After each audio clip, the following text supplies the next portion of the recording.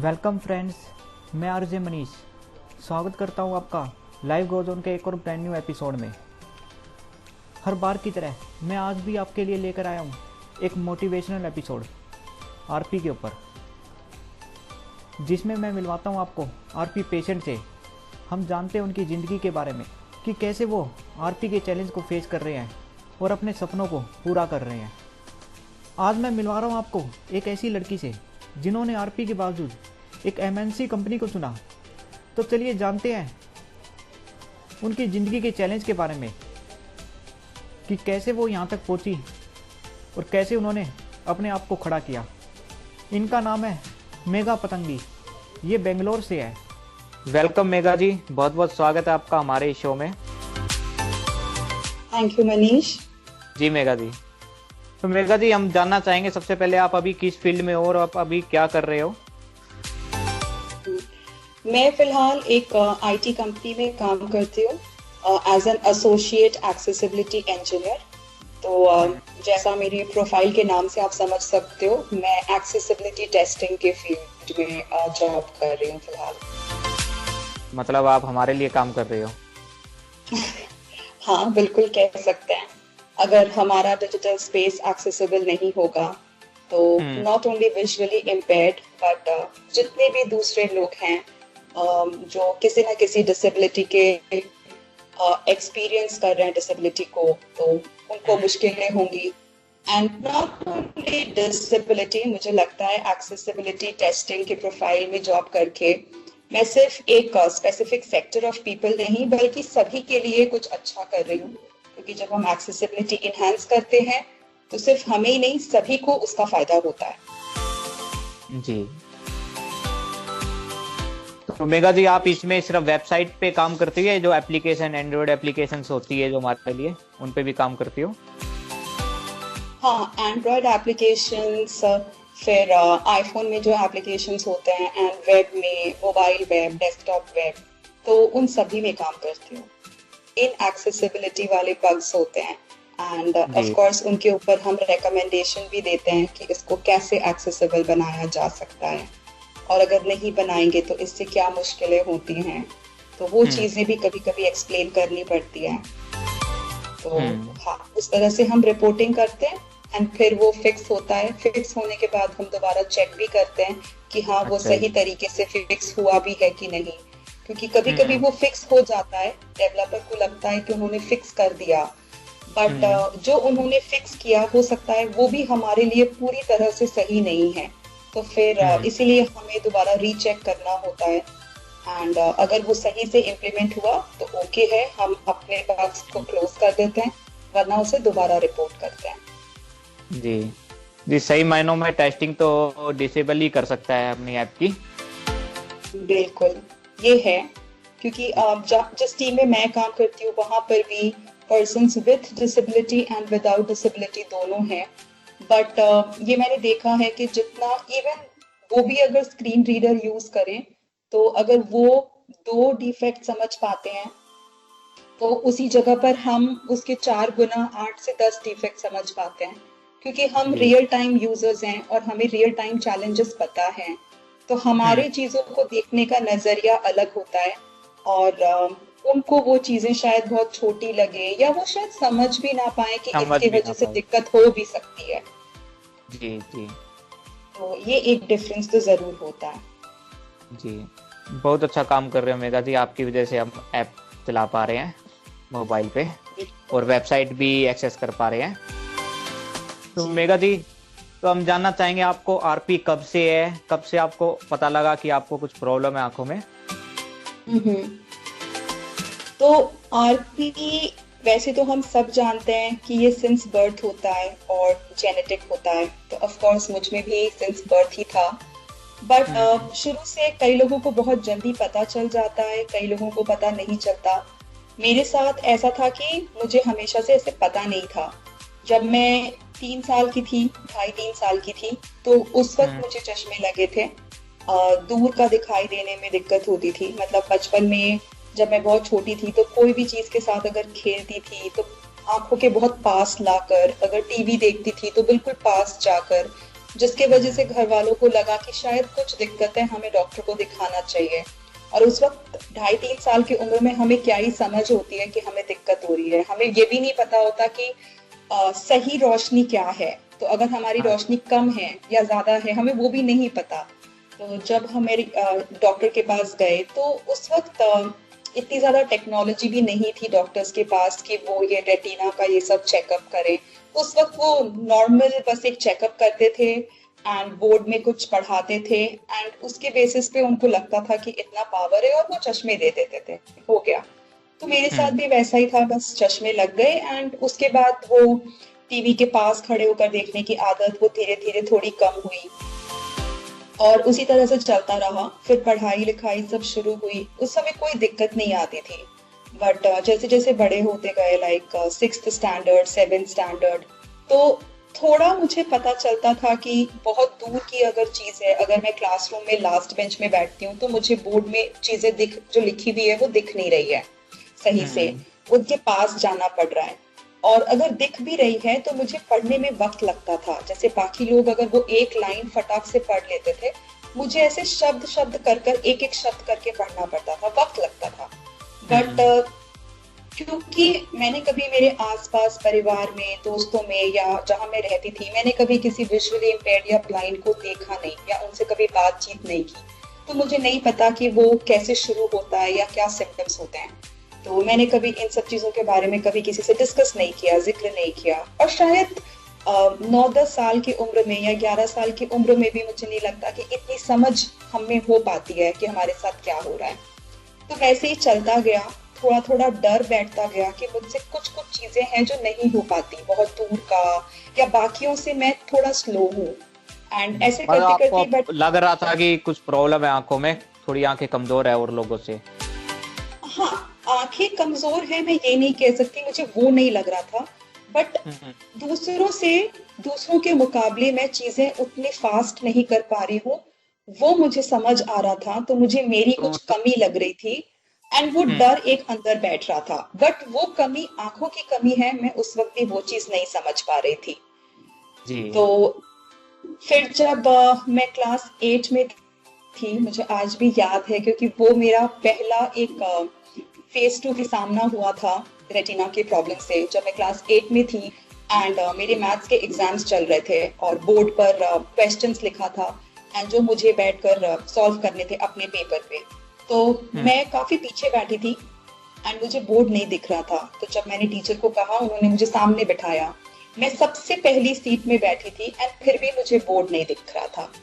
फिर और सिर्फ 40 मिनट का वक्त था जब हमें पेपर कंप्लीट करना है, मुझे नहीं दिख रहा। फिर मैंने टीचर को बताया, उनके पास भी कुछ करने को नहीं था क्योंकि उनके पास जो कागज थी जिसमें उनके क्वेश्चंस लिखे थे उसमें आंसर्स भी लिखा था, तो वो मुझे वो कागज नहीं दे सकती थी। बट स्टिल उन्होंने फिर वहां पर खड़े होकर मुझे क्वेश्चंस डिक्टेट किया, बोलकर बताया कि यहाँ ये लिखा है, और किसी तरह से मैंने वो एग्जाम निकाला। लेकिन वो एग्जाम निकालने के बाद वो बात काफी टीचर्स तक पहुंची एंड कि मुझे पहले बेंच से भी वो चीज नहीं दिखाई दी। एंड फिर ये चीजें 2-3 क्लासेस में रिपीट हुई कि हाँ कुछ चीजें हैं बोर्ड में जो मुझे नहीं दिख रही। फिर ये बातें प्रिंसिपल तक पहुंची। फिर ऐसे करते करते ये छोटी छोटी चीजें बहुत बड़ी हुई। एक हफ्ते के अंदर अंदर पेरेंट्स कॉल हुआ, उनको बताया गया, डॉक्टर्स को दिखाए गए। एंड उस वक्त फिर हम अपने सिटी में जाकर, मेन सिटी में जाकर स्पेशलिस्ट्स को दिखाया हमने और सीनियर डॉक्टर्स को दिखाया। एंड तब जाकर वहां पर ये डायग्नोज हुआ कि हाँ इनको प्रॉब्लम है। बट उस वक्त भी मुझे आरपी है ये नहीं बताया गया था। पहली बात तो मुझे कुछ बताया ही नहीं गया था। मुझे आज भी याद है कि जब मेरी चेकअप हुई थी तो चेकअप के बाद मुझे बाहर बैठने को कहा गया और जो भी बातचीत डॉक्टर की हुई वो मेरे पेरेंट्स के साथ हुई। तो मुझे कुछ भी नहीं बताया गया और ना ही बाद में मेरे पेरेंट्स ने मुझे कुछ बताया। ये सब कुछ मुझे आज पता चलता है जब मेरे पेरेंट्स अब मुझे चीजें बताते हैं, बट उस वक्त मुझे कुछ नहीं पता था कि मुझे क्या है। वो तो इसलिए कि कहीं आपको शौक ना लगे, डिप्रेशन में ना चले जाओ आप। हाँ मे बी, मुझे नहीं पता, या तो वो था या उनको लगा कि शायद मैं बहुत छोटी हूँ चीजों को समझने के लिए, या फिर शायद मैं ले ही ना पाऊँ। जैसे आपने कहा कि हाँ हो सकता है मैं डिप्रेशन में चली जाऊं, नहीं पता। मतलब अब हो सकता है हम उसके लिए बहुत कारण निकालें, बट नहीं पता कि उस वक्त ऐसा क्यों। एंड मुझे लगता है कि ये गलत भी है, क्योंकि हर इंसान को अपने प्रॉब्लम्स के बारे में जानने का हक होता है, और शायद अगर हम जाने तो हमारी प्रॉपर काउंसलिंग होगी और हम उसको शुरू से उस तरह से लेना सीखेंगे। मतलब मैंने अपने लाइफ में काफी गलतियां की हैं, क्योंकि मुझे मेरे आईसाइट के वीकनेस के बारे में पता नहीं था, तो मैंने बहुत प्रेशराइज किया है, वो हर तरह की पढ़ाई की है जो शायद मुझे उतनी स्ट्रेन देकर नहीं करनी चाहिए थी।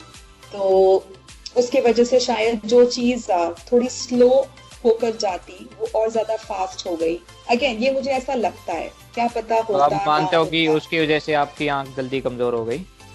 हाँ, मैं कहीं ना कहीं जरूर ये मानती हूँ, क्योंकि मैंने वो इम्पैक्ट देखा है। जिस फेज में मैंने कुछ ऐसी स्टडीज शुरू किए जो मुझे नहीं करने चाहिए थे, उसी फेज में मैंने रैपिडली बहुत ज्यादा लूज किया। एंड उसके पहले तक मेरी स्पीड बहुत धीरे थी लूज करने की। तो मुझे उस वक्त सिर्फ इतना बताया गया था कि आपको रेटिना डिस्ट्रोफी है। अब रेटिना डिस्ट्रोफी बहुत जनरल टर्म होता है। रेटिना डिस्ट्रोफी में कोई भी तरह का रेटिना प्रॉब्लम आ सकता है, आरपी उसमें से एक होता है। तो मुझे बस हाँ जी। उतना पता था। एंड सही कहूँ तो मेरे लिए रेटिना डिस्ट्रोफी एक मतलब एक मजाक का वर्ड था कि ओ अच्छा मुझे रेटिना डिस्ट्रोफी है, एज इफ कि मैं थोड़ी स्पेशल हूँ बाकी से। बट उसका अच्छा जी। मतलब क्या होता है वो मुझे नहीं पता था। तो हम्म। स्कूल में जब मैंने मेरी बायोलॉजी की मैम को बताया, तो उन्होंने कहा कि तुम्हें पता भी है रेटिना डिस्ट्रोफी क्या होता है? मैंने कहा नहीं, नहीं पता। तो उन्होंने मुझे सिंपल वर्ड्स में यही कहा कि धीरे धीरे आंखें आंखें मर रही होती हैं, आंखों के सेल्स मर रहे होते हैं, और मरने के बाद वो दोबारा कभी जिंदा नहीं होते। तो बस मुझे इतना बताया गया। एंड फिर भी मैंने कुछ भी सीरियसली नहीं लिया। अच्छा, आंखों के सेल्स ऐसे कैसे मर सकते हैं, मैं तो सब कुछ देख सकती हूँ, तो मुझे हुआ ही क्या है। एंड फिर वैसे ही मेरी पढ़ाई चलती गई। पर घर वालों में डर था। जब भी मैं बाहर जाती थी खेलने या दोस्तों के साथ या स्कूल, तो उनमें हमेशा डर होता था, क्योंकि मैंने बचपन से अपने लिए वो रेस्ट्रिक्शन देखा है कि इतने बजे घर आ जाना, कहाँ जा रहे हो। तो मुझे उस वक्त गुस्सा आता था कि वो इतना मुझे क्यों बांध के रखना चाहते हैं। बट वो मुझे बांध के नहीं रखना चाहते थे, वो उनका डर था, क्योंकि उनको हकीकत पता थी, मुझे पता नहीं थी। तो वो मुझे हमेशा केयरफुल रखना चाहते थे, बोलकर वो मुझे इतने नियम कानून की ऐसे यहाँ मत जाना, अंधेरे में मत जाना, ऐसे आ जाना। वो मेरी लाइफ बहुत इफेक्ट्स आते गए, लाइफ में रेस्ट्रिक्शंस आते गए। एंड सबसे बड़ी बात कि सब कुछ हो रहा था और मुझे पता ही नहीं था कि ये क्यों हो रहा है। मतलब जब आपका आरपी डायग्नोज हुआ तब तक भी आपको ज्यादा कोई देखने में प्रॉब्लम नहीं आ रही थी आंखों की जैसे, और नहीं, ज्यादा प्रॉब्लम नहीं नहीं, लग रही थी आपको, तो नहीं, इसलिए मुझे आपने इस चीज को अंधेरे सीरियसली नहीं लिया? सीरियसली नहीं लिया। मुझे अंधेरे में प्रॉब्लम होती थी। नाइट ब्लाइंडनेस थी स्टार्टिंग मतलब में आप? हाँ, नाइट ब्लाइंडनेस वो सबसे शुरुआती फेज में मुझे नाइट ब्लाइंडनेस ही हुई थी।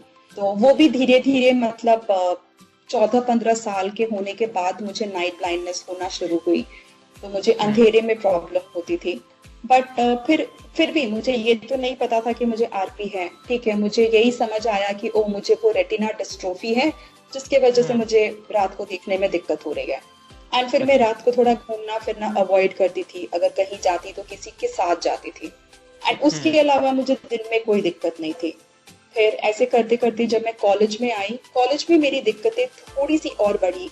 मैं बाहर जाती थी, बट हाँ, कभी कभी रास्ता क्रॉस करते वक्त मुझे बस दिखाई नहीं दिया, या बस के ऊपर के नंबर मुझे दिखाई नहीं देते थे, या जब लोग मुझे देखकर बात करते थे तो वो आंखों से इशारा करते या मुझे देखकर हंसते, तो मुझे उनकी स्माइल दिखाई नहीं देती थी दूर से।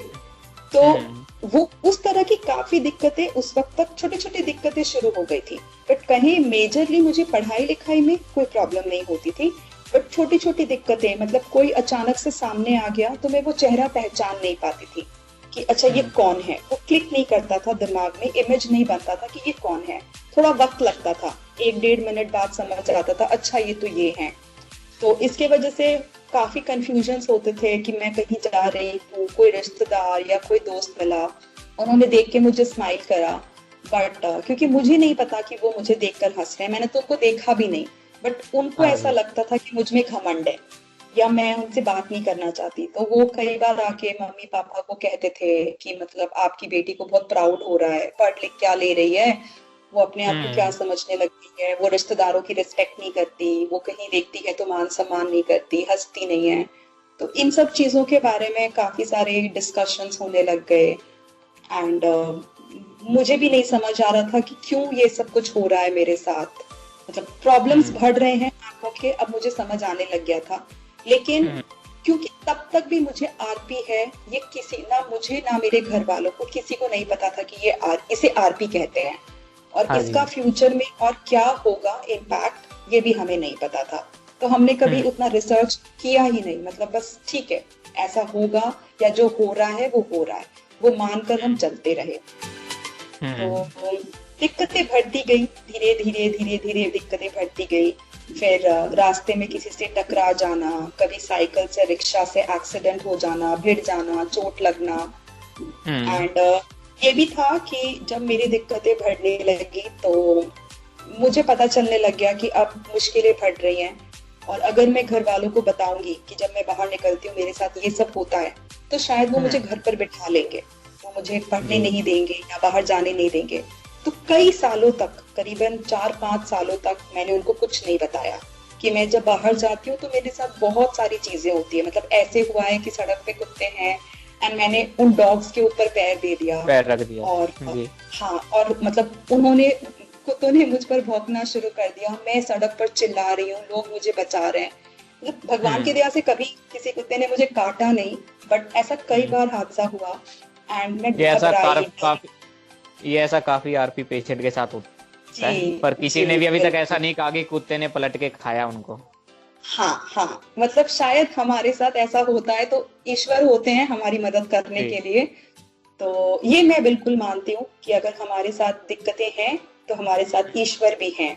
जब मैं ग्रेजुएशन में थी, जब ये चीजें जस्ट स्टार्ट हो रही थी, प्रॉब्लम्स बढ़ना, तो उस वक्त मैंने कुछ कोर्सेज किए थे, योगा के, प्राणायाम के, ब्रीदिंग एक्सरसाइजेस के, एंड स्पिरिचुअल चीजें सुनना, सत्संग अटेंड करना, जो जनरली उस एज के लोगों के लिए बहुत बोरिंग होता है, ओल्ड फैशन्ड होता है, बट मुझे अच्छा लगता था, क्योंकि मुझे नहीं लगता कि वो ओल्ड फैशन जैसी कुछ चीजें हैं, वो हमारी लाइफ के फैक्ट हैं जो हमें जानना चाहिए।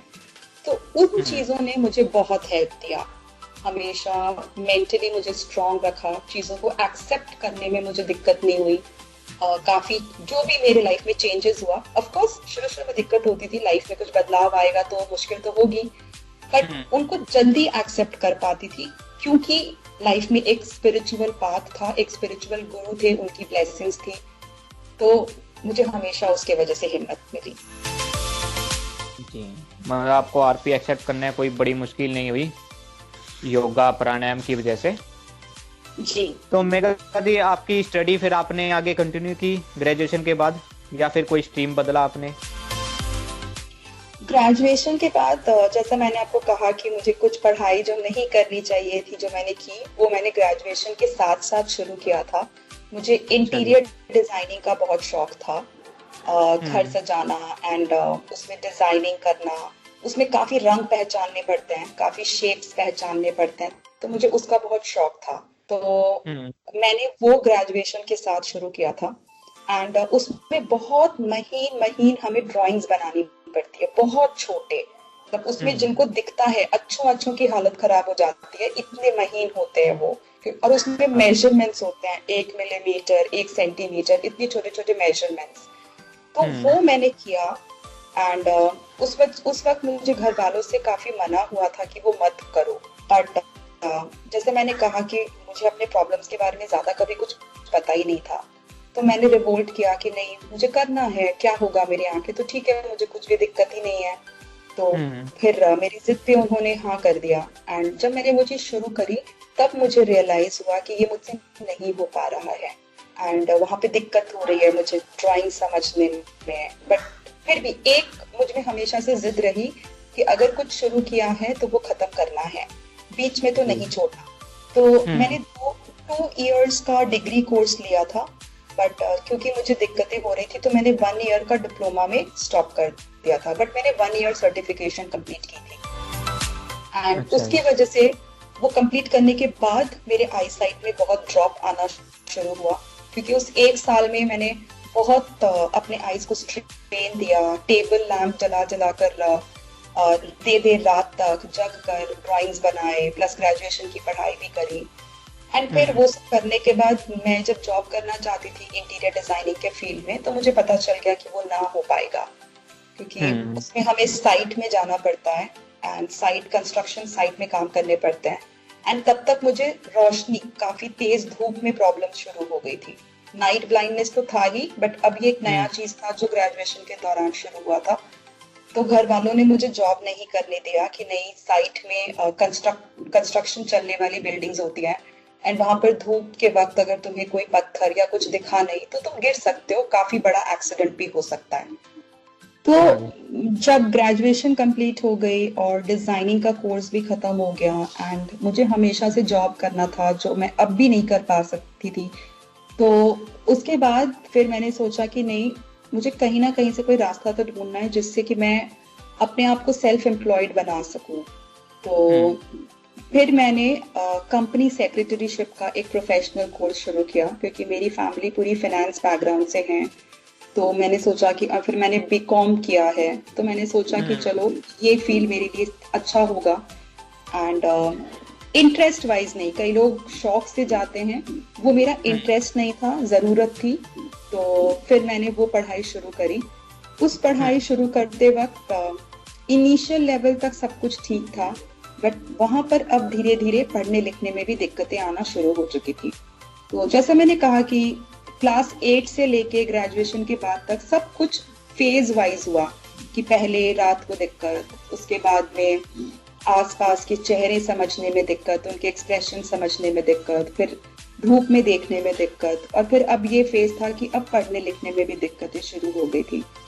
तो वो एग्जाम्स कंप्लीट करने में मुझे काफी दिक्कतें हुई।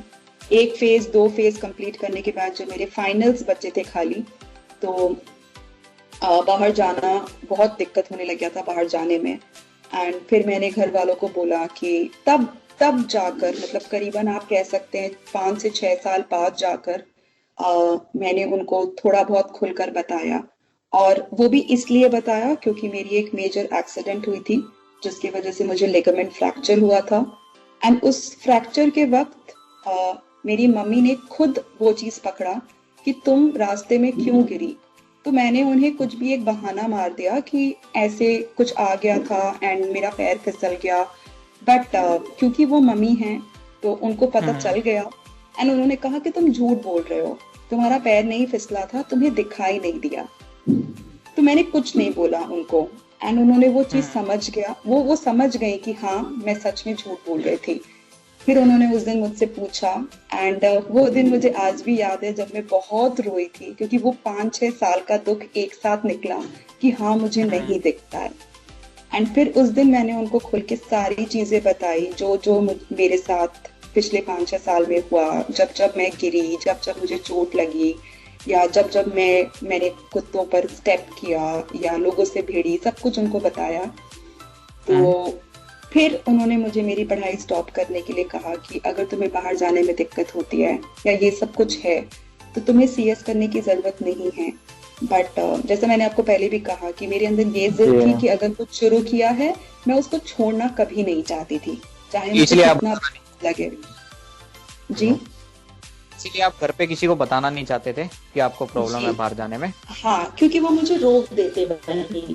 तो फिर हम वहां पर दोबारा से डॉक्टर्स को दिखाना शुरू हुआ एंड फिर हमने डॉक्टर्स चेंज किए। एंड वो फेज था जब हमें एक्चुअल में पता चला कि मुझे आरपी है। मतलब उस वक्त जाकर, इतने साल बाद जाकर वो एक्चुअल में नाम पता चला कि हाँ मुझे आरपी है एंड उसमें ये चीजें होती हैं। एंड उस वक्त डॉक्टर्स ने मम्मी पापा को स्ट्रिक्टली कह दिया था मुझे बाहर ना भेजने के लिए अकेले। एंड वो दिन और आज दिन तब मुझे याद है, उस दिन के बाद अकेले बाहर जाना बिल्कुल बंद हो गया। ये करीबन 2012 के आसपास की बात है। तो पढ़ाई फिर भी मैंने जारी रखी। बहुत दिक्कतें होती थी। मम्मी पापा सेंटर छोड़ तो आते थे, बट छोड़ने के बाद वहां पर क्लासरूम में मुझे विंडो के पास बैठना होता था, क्योंकि मुझे विंडो के पास बैठकर थोड़ा बहुत अच्छे से दिखता था। तो स्क्राइब मुझे तब भी नहीं लेना था, मेरे घर वालों ने कहा कि स्क्राइब ले लो, बट मैं अपनी जिद में थी कि नहीं, मुझे स्क्राइब नहीं लेना, मुझे दिखता है, मैं कर लूंगी। तो मुझे विंडो के पास बैठना होता था, बट वहां पे जो एग्जामिनर्स होते थे उनको लगता था कि मैं झूठ बोल रही हूँ, क्योंकि मेरी आंखों को देखकर या मुझे देखकर पता नहीं चलता कि मैं विजुअली इम्पेयर्ड हूँ। ऐसे कोई हमारे सर पे तो लिखा नहीं, एंड हमारे आंखें आरपी भी वालों वैसे के साथ रोल की ज्यादातर यही प्रॉब्लम होती है। आरपी वाले को देखकर कोई नहीं बता सकता कि इन्हें आंखों में प्रॉब्लम है, क्योंकि हाँ, बाहर से उनकी आंखें एकदम सही होती है। नहीं होती है। और एक तो साथ उस में वक्त चश्मा भी लगा रहते हैं ना, तो उसकी वजह से भी हाँ, वो समझते हैं कि चश्मा तो लग गया, अब तो पूरा दिखना चाहिए, क्योंकि दिखना उनको ये नहीं चाहिए। पता कि चश्मे के बाद भी कम दिखता है आरपी में। जी। तो उस वक्त लोगों को वो चीज समझाने में, सिर्फ बाहर के लोगों को नहीं, मेरे रिलेटिव्स को, रिश्तेदारों को भी समझाने में बहुत दिक्कत होती थी। सब मम्मी जी। पापा को यही कहते थे कि इसे तो कोई प्रॉब्लम नहीं है, ये घर पे आराम से घूमती फिरती है, खाना भी बनाती है, किचन में काम करती है, पढ़ती है, आप लोग छोटी सी बात का मतलब तिल का ताड़ बना रहे हो, इससे कुछ भी नहीं हुआ है। क्योंकि उनको तो मैं नॉर्मल दिखती थी, मेरी जो दिक्कतें हाँ हैं जी। वो तो मुझे पता है और मेरे मम्मी पापा को पता है, फैमिली को हाँ जी। पता है, बट रिलेटिव्स को तो नहीं पता। तो वो सारे चैलेंजेस थे। लोग बहुत तरह की बहुत बातें करते थे, मम्मी पापा को कहते थे आप इसका इलाज नहीं करवाते, कहीं लेके नहीं जाते। और अगर हम कहते हैं कि इसका इलाज ही नहीं है, तो लोगों को ये भी विश्वास नहीं होता था कि मतलब brain brain tumour and open heart surgery जैसी ट्रीटमेंट्स अगर हमारे देश में हैं, तो ये कौन सी बड़ी चीज है जो इसके लिए ट्रीटमेंट नहीं है। मतलब लोगों को विश्वास नहीं होता था कि इसका ट्रीटमेंट नहीं हो सकता। तो ये सब चलता रहा एंड मैं एग्जाम्स देती गई। मैं हर एग्जाम में बार बार फेल हो जाती थी, क्योंकि मैं पेपर कंप्लीट नहीं कर पाती थी। एंड मैं लिखती भी बहुत टेढ़ा मेढ़ा थी, मुझे खुद को नहीं पता चलता था कि मैं एक लाइन के ऊपर ही दूसरी लाइन लिख दे रही हूँ, तो वो हाँ कैसे जी। कोई चेक करेगा। तो इस तरह से फिर एक साल मैंने अपनी पढ़ाई स्टॉप करी, क्योंकि उस वक्त मुझे बहुत फ्रस्ट्रेशन होने लग गया था कि मैं कितना भी कोशिश कर लूं, मुझसे नहीं हो रहा। फिर एक साल ब्रेक लेने के बाद घर वालों ने बहुत समझाया, फिर मुझे भी लगा कि अब मुझे ये मान लेना चाहिए, यही मेरा सच है और मुझे जिद नहीं करना चाहिए। तो वो एक साल मैंने अपने आप को संभालने में, एक्सेप्ट करने में इन्वेस्ट किया, अपनी पूरी हकीकत अपनाई, समझी, एंड फिर मैंने स्क्राइब लिया और स्क्राइब के हेल्प से मैंने तुरंत एक अटेम्प्ट में अपना एग्जाम क्लियर कर दिया। तो जी। वहां तक मेरी एजुकेशनल जर्नी वैसी थी। जी। तो मेघा जी, आपने स्क्राइब ना लेकर अपने 3 साल वेस्ट किए, तो मैं अपने लिसनर को जी, बताना चाहूंगा कि वो ऐसा ना करें, वो स्क्राइब ले बिल्कुल जरूर, जहाँ तक हो सकता है मदद ले। बिल्कुल, मदद लेने में कोई बुराई नहीं है। जी। हम चीज तो खुद ही कर रहे हैं, सिर्फ थोड़ा सा हेल्प ही ले रहे हैं। तो उसे कभी भी अपने ईगो पे ना लें या सेल्फ रिस्पेक्ट पे ना लें। हर कोई मदद लेता है, जिनको दिखता है वो भी मदद लेते हैं, तो हम उनसे बिल्कुल अलग नहीं है। बस वो किसी और चीज के लिए मदद लेते हैं, हम किसी और चीज के लिए मदद लेते हैं। एग्जाम लिखने में भी और रोड पे चलने पे भी मदद लेनी चाहिए, अगर आपको कुछ दिखाई नहीं बिल्कुल दे रहा, जैसा कि बिल्कुल। आपका एक्सीडेंट हुआ, वहाँ भी मदद मांगनी चाहिए रोड पार करते वक्त भी। सीएस करते वक्त हमें एक ट्रेनिंग करनी होती है, जहां हमें प्रैक्टिकली ऑफिस में जाकर काम सीखना होता है। तो वो मेरा पहला एक मौका था जब मुझे ऑफिस जाने, बट मैं वो ऑफिस सिर्फ 2 दिन गई हूँ, सिर्फ 2 दिन। क्योंकि जब मैं गई, मैंने वहां पे अपने एम्प्लॉयर को सब कुछ समझाया था कि मुझे क्या प्रॉब्लम्स हैं एंड मुझे कैसे हेल्प चाहिए होगी, या आपको मेरे साथ थोड़ा पेशेंस रखना पड़ेगा। तो उन्होंने सब चीज के लिए हाँ कहा, लेकिन अगले ही दिन जब वो मुझे काम समझा रहे थे, तो मुझसे करीबन 4 फीट दूर कंप्यूटर स्क्रीन को रखकर बस यूं ही माउस से कुछ क्लिक क्लिक करके मुझे बता दिया। एंड जब मैंने उनको पूछा, समझाने की कोशिश की, तो उन्होंने कोऑपरेट नहीं किया, मतलब थोड़ा इरिटेट हो गए कि ऐसा कुछ नहीं है, तुमसे हो जाएगा, तुम बेकार में घबरा रहे हो या तमाशा कर रहे हो।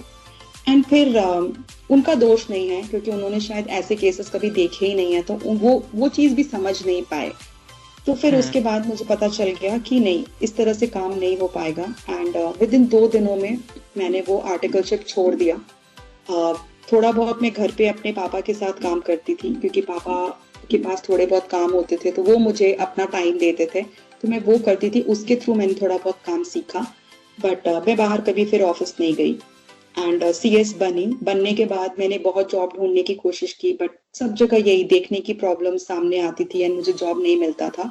उस वक्त तक मुझे स्क्रीन रीडर्स के बारे में कोई आइडिया नहीं था कि वो कुछ हमारे लिए एक असिस्टिव टेक्नोलॉजी होती है जिसके थ्रू हम काम करते हैं। तो मुझे लगा कि अब मुझे जॉब नहीं मिल पाएगी। तो जैसा मैंने कहा कि मैंने अपने हर फेज में चीजों को काफी जल्दी एक्सेप्ट किया, तो मैंने वो फेज भी एक्सेप्ट कर लिया कि ठीक है, मेरी पढ़ाई पूरी हो गई, अब मुझे जॉब तो नहीं मिल पाएगा, तो क्या। तो मैंने घर के काम, फैमिली, मतलब इसी को अपना एक डेली रूटीन में इन्वॉल्व कर लिया। मेरे नेबर्स थे तो उनके बच्चों के साथ खेलना, खुश रहना, घर पर नई नई चीजें, डिशेस बनाना, मतलब उसी चीजों में मैं अपने आप को मिंगल करने लग गई, बिजी रखने लग गई। तो दैट वाज फाइन। एंड बीच बीच में कंप्यूटर पे बैठ के कुछ कुछ खोजती थी कि घर बैठे मैं क्या और कर सकती हूँ। तो मुझे ऐसा बहुत ज्यादा इंफॉर्मेशन वहां नहीं मिल पाती थी, क्योंकि मैंने कभी ऐसे ब्लाइंड स्पेसिफिक कोई जॉब खोजने की कोशिश नहीं की। तो मैं नॉर्मली जॉब खोजती थी और वहां पर जो चीजें की ऑप्शंस आता था तो मुझे पता था कि मैं ये नहीं कर पाऊंगी। एंड क्योंकि उस वक्त तक आपको भी पता नहीं होगा ना कि ब्लाइंड भी जॉब करते हैं। जी, तो मुझे लगता था कि बस नॉर्मल जिनको दिखाई देता है वही जॉब कर पाएंगे, तो मैं वैसे ही जॉब ढूंढती थी। तो उसके बाद एक फेज आया कि जस्ट एक कोइंसिडेंस कहूंगी, अचानक से मेरे भैया का जॉब कोचीन में लगा, केरला में, जबकि उन्होंने भी कभी नहीं सोचा था कि वो मैं कैलकाटा से हूँ, तो उनका कभी प्लान नहीं था कि वो कैलकाटा छोड़ेंगे। बट उनको एक अच्छा जॉब ऑफर आया एंड उन्होंने स्विच करने का डिसाइड किया। एंड जब भैया वहां गए तो मैं भी उनके साथ कुछ महीनों के लिए वहां गई। एंड मैंने हमेशा अपनी चीजें लोगों से छिपाने की कोशिश की कि भाई मुझे आइज के प्रॉब्लम है, अपने दोस्तों से, नेबर्स से, रिलेटिव से।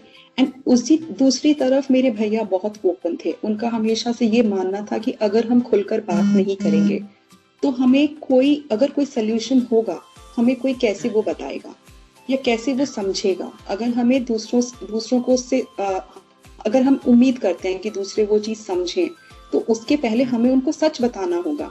तो वो हमेशा चीजों को लेके बहुत ओपन थे। तो हम जब कोचीन गए तो वहां पर उनके कोलीग्स के साथ और वहां पर और भी जो हमारे नए नेबर्स बने, उनके साथ वो बहुत ओपनली चीजों को डिस्कस करने लगे, उनसे पूछने लगे कि ऐसा कुछ है, कोई उम्मीद के किरण, चाहे ट्रीटमेंट वाइज हो चाहे करियर वाइज हो। तो वहां पर लोगों ने ट्रीटमेंट के लिए ही मुझे श्रीधरियम का नाम मेरे भैया को बताया। एंड फिर भैया ने मेरा ट्रीटमेंट करवाया श्रीधरियम में। तो वहां पर मैं एक लड़के से मिली थी जो दुबई से आया था। एंड उसके पास मैंने एक फोन देखा, वो आईफोन यूज कर रहा था। एंड उसके फोन से काफी आवाजें आ रही थी, जैसे कि कोई कुछ पढ़ रहा हो। एंड उसे कुछ भी दिखाई नहीं देता, वो उसे सिर्फ 1 फुट की चीजें शायद दिखाई देती थी, उसे कुछ भी दिखाई नहीं देता था। एंड उससे बेटर तो मुझे ही दिखता था, मतलब मैं उसको पूरा देख सकती थी। उस वक्त मेरी रोशनी उससे बेटर ही थी। बट स्टिल वो दुबई से कोचीन आया था अकेले। एंड पूरा मोबाइल फोन खुद से ऑपरेट कर रहा था, वो जॉब भी करता था। तो मुझे काफी वहां पर सरप्राइजिंग लगा कि मुझे उससे बेटर दिखता है, बट स्टिल मैं क्या कर रही हूँ। एंड ये इतना इंडिपेंडेंट है। तो मैंने उससे फिर हमारी काफी बातचीत होने लग गई, क्योंकि ऑफ कोर्स वो 3 हफ्तों का होता है, तो हम रोज मिलते थे, हमारी बातचीत होने लग गई। फिर उन्होंने काफी कुछ मुझे समझाया, स्क्रीन रीडर्स के बारे में बताया। एंड तो मुझे ये सब कुछ आइडिया लगा। एंड उसी दौरान मेरी एक कजन है, तो वो मेरे एक अंकल की बेटी कजन, उसको भी धीरे धीरे आरपी की प्रॉब्लम्स शुरू हुई। So she was the second member हमारी फैमिली में जिसको आरपी होना या उसके सिम्टम्स दिखाई देना शुरू हुए। एंड उसको क्योंकि बहुत इनिशियल स्टेज में ही डॉक्टर ने कह दिया था कि तुम्हें आरपी है, तो ये एक डिफरेंस था कि मुझे काफी वक्त तक, काफी सालों तक, मतलब मेरे पूरे बचपन में, ग्रेजुएशन के बाद तक मुझे पता ही नहीं था कि मुझे आरपी है, जिसके वजह से मैं ना ही कुछ रिसर्च कर पाई या समझ पाई। बट उसे काफी इनिशियल लेवल पे ही बता दिया गया था कि उसे आरपी है। तो उसने उसके बारे में काफी रिसर्च किया, काफी व्हाट्सएप ग्रुप, फेसबुक ग्रुप्स में लोगों के साथ जुड़ी। एंड फिर उसके थ्रू भी मुझे काफी चीजें, फिर मैंने उसके साथ डिस्कस करना शुरू किया कि पता है श्रीधरियम में मैं लोगों से मिली जो कुछ यूज करते हैं स्क्रीन रीडर्स। फिर उसे भी स्क्रीन रीडर्स के बारे में व्हाट्सएप ग्रुप से पता चला। तो उसने हम लोगों ने काफी डिस्कस किया। फिर उसने मुझे उन व्हाट्सएप ग्रुप्स में ऐड करवाया, और वो पहली बार था जब मैं बहुत सारे विजुअली इम्पेयर्ड लोगों से मिली, वर्चुअली उनसे बातें की। मुझे ऐसा लगा कि अच्छा, मेरे जैसे बहुत सारे लोग हैं दुनिया में, मैं अकेली नहीं हूँ। तो वो सब जॉब करते थे, मतलब वो, मैं बहुत खुश थी सबसे मिलके। मुझे इतना कॉन्फिडेंस मिला कि अच्छा, वो सब जॉब करते हैं, मतलब वो भी अपनी दुनिया, अपना करियर बना सकते हैं। तो वहां पे बहुत, उस ग्रुप में मुझे लोगों ने बहुत हेल्प किया। उन्होंने स्क्रीन रीडर्स के बारे में मुझे बताया, government job, even private job के बारे में बताया। फिर उन्होंने मुझे ऑर्गेनाइजेशंस, एनजीओज के बारे में बताया, कुछ दिल्ली बेस्ड, कुछ हैदराबाद बेस्ड, कुछ बैंगलोर बेस्ड, जो भी मुझे कन्वीनियंट जी। लगे। तो फिर फाइनली मैंने काफी रिसर्च करना शुरू किया, एंड फिर मैंने बैंगलोर में मित्र ज्योति ऑर्गेनाइजेशन ज्वाइन करने का सोचा, डिसाइड किया। शुरू में तो मेरे घर वालों को वो भी थोड़ा डर लगा, क्योंकि उन्होंने मुझे उसके पहले कभी भी घर से बाहर अकेले इतने दिनों, एक दिन के लिए भी नहीं भेजा। तो 3 महीने के लिए वो तो मुझे भेजना बिल्कुल नहीं चाहते थे। बट स्टिल अब मैं कुछ करना चाहती थी, मतलब पहली उम्मीद जो मुझे दिखी, तो घर वालों ने कहा कि अच्छा ठीक है, मतलब हम भी हैं तुम्हारे साथ, बट हम पहले देखेंगे कि सब कुछ सिक्योर्ड है। तो वो पहले मित्र ज्योति गए, और उन्होंने वहां पे रहन सहन, खाना पीना सब कुछ देखा। एंड क्योंकि उनका अपना डॉर्मेट्री है, गर्ल्स की अलग से डॉर्मेट्री है, और वहाँ की जो फाउंडर है मधु मैम, वो भी सिंस बर्थ ब्लाइंड है, और वहाँ पर एक मेजर सर थे। तो उन सब से बात करके मेरी फैमिली को इतना कॉन्फिडेंस लगा कि नहीं, हम अपनी बच्ची को वहाँ, तो वहाँ मैं गई 2007, और उसके बाद वहाँ पर 3 महीने में रही।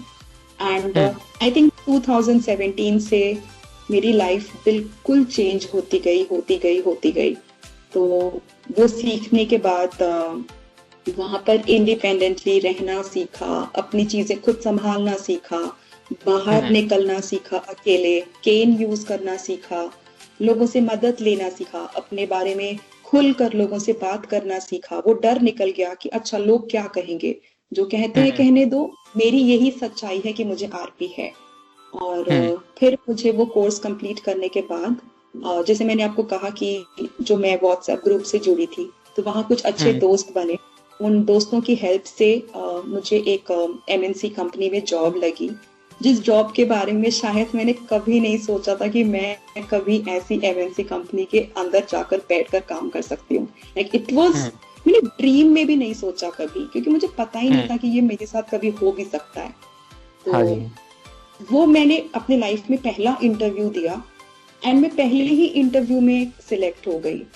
तो आई थिंक जिनको दिखता है वो भी कितने सारे इंटरव्यूज देते हैं, एंड मैं बीइंग ब्लाइंड, मैंने सिर्फ पहले कंपनी में इंटरव्यू दिया एंड मैं सिलेक्ट हो गई। उस वक्त तक मैं स्क्रीन रीडर्स बहुत अच्छे से यूज नहीं करती थी, बट हाँ मुझे थोड़ा बहुत आता था।